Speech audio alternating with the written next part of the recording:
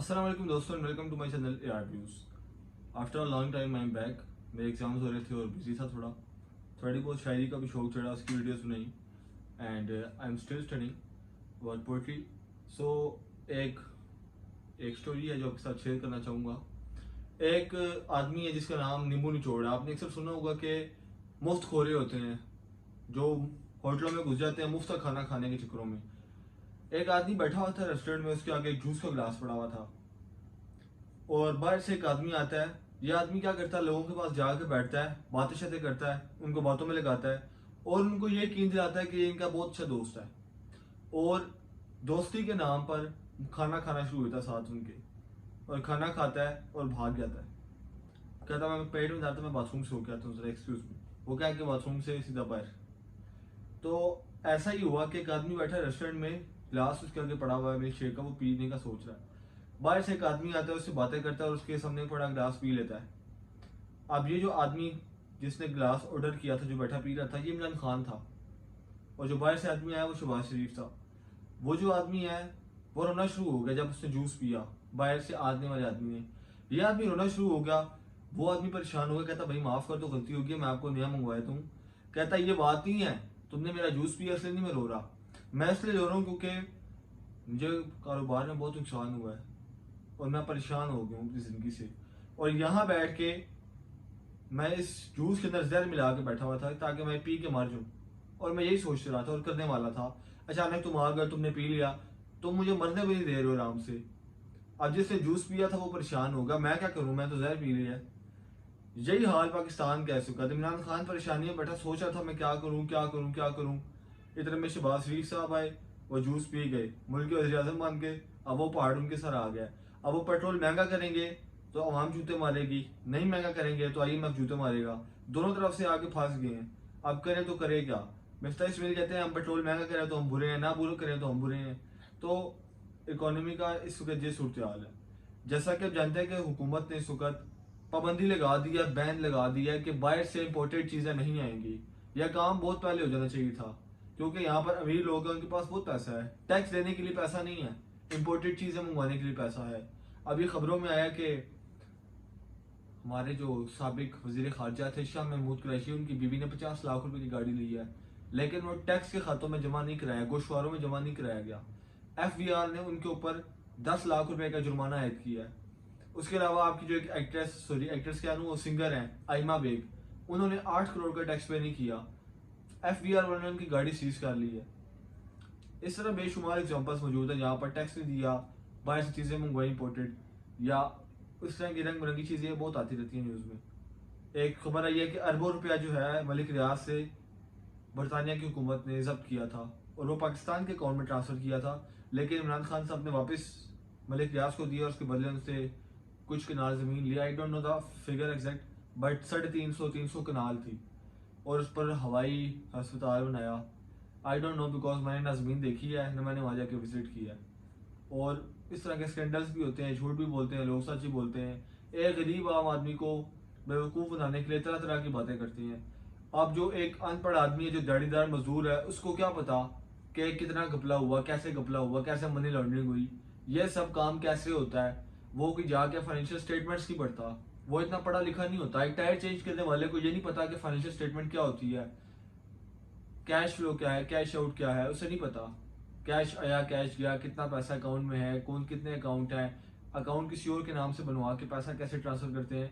यह आवाम जज्बाती है, इमोशनल है, आप इसको इमोशंस में डाल दें और ये बेवकूफ़ बन जाती है क्योंकि आवाम पढ़ी लिखी नहीं है। आवाम पढ़ी लिखी क्यों नहीं है? क्योंकि यहाँ पर सबको पेट भरने के ला रहे हैं, हर कोई पेट भरना चाहता है अपना। एजुकेशन क्यों नहीं है? क्योंकि यहाँ पर ऐसे स्कूल कॉलेज नहीं बनाए गए जहाँ पर उनको एजुकेशन फराहम की जाए। जो सरकारी बनते हैं वो कैसे बनते हैं वो आप सब अच्छे से जानते हैं। सरकारी स्कूलों में क्या पढ़ाई होती है, क्या एजुकेशन सिस्टम है वहाँ का, हम सब जानते हैं। पाकिस्तान की गवर्नमेंट जब भी आई है, मैं अक्सर ये कहता हूँ कि नून लीग की गवर्नमेंट सबसे ज़्यादा रही है गवर्नमेंट पाकिस्तान में, पंजाब में रही है, लेकिन एक अस्पताल भी ऐसा नहीं बनाया गया, एक अस्पताल भी जहां पर नवाज शरीफ की प्लेटलेट्स का इलाज हो सके। तो खाक गई आपकी हुकूमत। क्या किया आपने? हुकूमत ने झग मारी है। आपके दौर में कंस्ट्रक्शन का काम हुआ क्योंकि आपकी अपनी स्टील मिल्स हैं, सीमेंट इंडस्ट्री आपकी अपनी है, स्टील मिल आपकी अपनी है, सरिया डलता है आपकी फैक्ट्री से आता है, तो वो आपका फायदेमंद है। पुलिस की वर्दी आपने चेंज की है, काली से सबस कर दी है, क्या हुआ है, क्यों किया? मुझे आज भी याद है जब मैं स्कूल में पढ़ा था, मेरे स्कूल का नाम था पहले सेंट पॉल, उसका नाम यूनिवर्सल स्कूल कर दिया गया। अब उससे हुआ क्या कि शर्ट 500 की थी, वही शर्ट हमें 750 की मिलना शुरू हो गई, क्योंकि सिर्फ यहाँ पर एक मोनोग्राम चेंज हुआ, हमें पूरी शर्ट रिप्लेस करनी पड़ी। सिंपल वाइट शर्ट और यहाँ पर एक मोनोग्राम है पॉकेट के ऊपर बना हुआ, वो पूरा हमें चेंज करना पड़ा, और हमें नई शर्ट्स लेनी पड़ी। 1500 की 2 नई शर्ट्स लेके आया था मैं। ये सिर्फ एक मोनोग्राम की बात है, पूरी वर्दी चेंज करके पूरे पंजाब की। क्या हुआ? उससे पुलिस के किरदार के ऊपर, पुलिस की परफॉर्मेंस के ऊपर, क्राइम रेट के ऊपर कोई फर्क पड़ा? Absolutely not. वही पुलिस वाले हैं, वही लोग हैं। अस्पताल ऐसा नहीं बनाया जहाँ नवाज शरीफ का इलाज हो। कहते हैं जी यहाँ पर इलाज के लिए डॉक्टर्स नहीं है, पाकिस्तान से डॉक्टर्स छोड़ के जा रहे हैं मुल्क, बाहर के मुल्कों में। पाकिस्तान में पढ़ा लिखा डॉक्टर ये मुल्क छोड़ के जा रहा है, लंदन जा रहा है, स्वीडन जा रहा है, अमेरिका जा रहा है, क्यों जा रहे हैं? क्यों? क्योंकि यहाँ पर अपॉर्चुनिटीज नहीं है, वो सहूलियात नहीं है, वो अख्तियारात नहीं है। एहसास प्रोग्राम बना है और मैंने खुद एक्सपीरियंस किया है ये चीज़। तो अगर कोई पीटीआई का सपोर्टर, आई डोंट केयर। जो बड़े लोग हैं, जो अमीर लोग हैं, उनका काम पहले होता है। जो आम गरीब आदमी है उसका इलाज नहीं होता सेहत कार्ड पे, होता है, मैं नहीं कह रहा नहीं होता, होता है, लेकिन सही उसको जलील करके करते हैं, इज्जत के साथ नहीं होता। जान बचाने वालों का काम पहले होता है, सरकारी अस्पताल हो या प्राइवेट हो। तो हर जगह घपलाई चल रहा है, हर कोई सियासतकार है। इलेक्शन से पहले सरदारी को पेट फाड़ के उसका पैसा निकालूंगा, लाहौर की सड़कों में घसीटूंगा। अब उसके बेटे के साथ में छतरी के खड़ा हुआ शहबाज शरीफ, पंजाब का सबसे बड़ा डाकू है। इमरान खान ने कहा था, आज वो एमपी बना हुआ है, मेंबर ऑफ पार्लियामेंट असेंबली का स्पीकर है वो, चौधरी परवेज लाई। दोनों साथ हो गए, पीपी एंड वो, नून लीग वाले, पीपल्स पार्टी वाले एक तरफ, पीटीआई वाले, काफ लीग वाले एक तरफ। So everyone is bloody playing politics. You can not do anything about this. आप कुछ नहीं कर सकते इसका। आवाम यहाँ की पढ़ी लिखी नहीं है, क्योंकि एजुकेशन सिस्टम अच्छा नहीं है, अच्छे स्कूल कॉलेजेस नहीं है, अच्छे टीचर्स नहीं है यहाँ पे। और गवर्नमेंट स्कूलों में तो इतने मसले हैं, आप सोच नहीं सकते।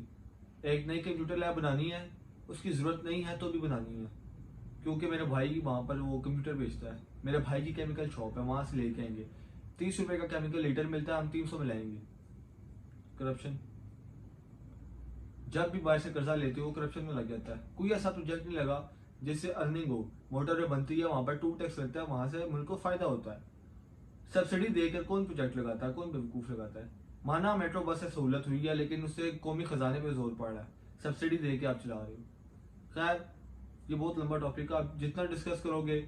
आप एक पीटीआई वाले को, एक टूनिक वाले को बिठा दो, वो दोनों लड़ते रहेंगे, लड़ते रहेंगे, लड़ते रहेंगे। नवाज शरीफ वहाँ लंदन में मजे कर रहा है, इमरान खान बनी गाला में लेटा हुआ है, आप दोनों आपस में लड़ रहे हो, ना उसको कोई फायदा ना उसको। और नवाज शरीफ साहब तो घूम फिर रहे हैं, बयान दे रहे हैं, कभी एक के साथ मीटिंग हो रही है। पाकिस्तान क्यों नहीं आते? मेरा हमेशा ये गिला रहा है नवाज शरीफ से। मैं जो मेरे अक्सर दोस्त भी एमएनएन के सपोर्टर हैं, मैं उनसे यही पूछता हूँ कि 3 दफा ये वज़ीर आज़म बना है, वज़ीर आला इसका भाई है, ये क्यों नहीं बनाता ऐसा अस्पताल जहाँ इसका अपना इलाज हो सके? ये कहते हैं गवर्नमेंट अस्पताल इतने अच्छे हैं, तो नवाज शरीफ जाके गवर्नमेंट अस्पताल में इलाज करता है, लंदन क्यों भाग जाता है? मतलब ये हुआ कि पाकिस्तान के अस्पतालों का मयार इस लायक नहीं है कि वो खुद इलाज करा सके। यहाँ पर इनको आवाम को फुदू लगाया हुआ है। हमने अस्पताल बहुत अच्छे बनाए हैं, आवाम के इलाज की सहूलत है, खुद जाके इलाज कराओ अपने यहाँ पे, पहले खुद लंदन में सहूलियात ले रहे हो। सबसे पहले अपने आप को बराबर समझो एक गरीब आदमी के, फिर हम मानेंगे आपको एहसास है। ये एहसास नहीं होता कि आपकी प्लेटलेट्स डाउन हो गए है गया, साथ ही अब लंदन भाग गए। यहाँ पर गरीब आदमी जो है अस्पताल के चक्कर काट काट के मर जाता है, उसका इलाज ही नहीं होता सही से। आप लंदन में बैठे हुए हो अट्टे कट्टे। कितने बेशर्मी की बात है वैसे। आप एक मुल्क के वज़ीर आज़म रहे हो, एक्स वज़ीर आज़म हो, एक्स प्रेसिडेंट, प्राइम मिनिस्टर आपके पीपल्स पार्टी के, और वट एवर PMLN के रहे हो, और आप बाहर के मुल्क भाग जाते हो। Why don't stay in your own country? आज के लिए इतना ही। देखते हैं मेरे चैनल यार, व्यूज टेक केयर।